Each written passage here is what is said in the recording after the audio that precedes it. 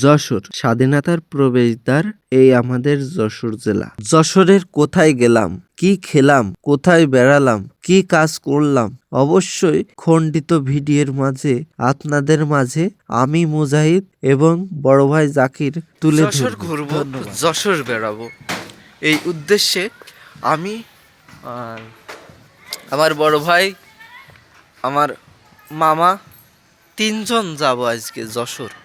যশোর আপনাদের সম্পূর্ণ ঘুরে দেখাবো। অবশেষে যশোরে চলে আসলাম।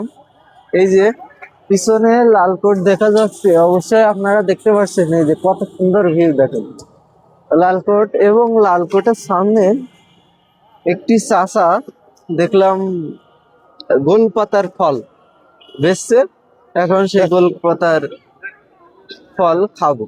চলুন, এই ফলটি খেয়ে খুব তৃপ্তি পেলাম, খুবই সুন্দর লাগলো। এখান থেকে খাওয়ার পরে চলে গেলাম যশোর জেলার বিখ্যাত ভাইরাল কন্টেন্ট ক্রিয়েটর লিটন ভাইয়ের সাথে দেখা করতে, কিন্তু সেখানে তাকে দেখা পেলাম না।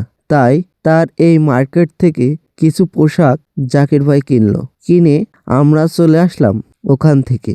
তারপরে ট্রাভেল ব্লগের জন্য একটি স্ট্যান্ড কিনলাম যশোর জেস টাওয়ারের ভিতর যেয়ে। তাই দেখছিলাম সেন্সর লাগানো, কারণ আপনি যেটাই ঘুরবেন সেটাই আপনার ক্যামেরা ঘুরবে। খুবই ভালো লাগলো, সেটি ক্রয় করলাম। খুবই ভালো ব্যবহার করছি, আলহামদুলিল্লাহ খুবই ভালো রেজাল্ট পাইছি। এবার আমরা ডিসি কোর্টে যাব, কিন্তু ভাগ্যের কি পরিহাস, মাগরিবি আজানের পরপরই এই কোর্টটি বন্ধ করে দিয়েছে। এই জন্য ডিসি কোর্টের ভিতরে যেতে পারলাম না। তার সামনে ভৈরব নদের পারে ছোট্ট একটি পার্ক আছে, সেই পার্কে যেয়ে দেখলাম বাউল গানের আড্ডা জমেছে। এই বাউল গানের আড্ডার সাথে আমরাও সামিল হলাম, দেখলাম বাউল গানটি কিরকম, এবং ওখান থেকে বাইর হয়ে আসলাম। তারপরে বাইরে কিছু খাওয়া দাওয়া করে আমরা বাসার জন্য রওনা দিলাম। তা আপনাদের কাছে এই ভিডিওটি কেমন লেগেছে অবশ্যই কমেন্টস করে জানাবেন। ধন্যবাদ।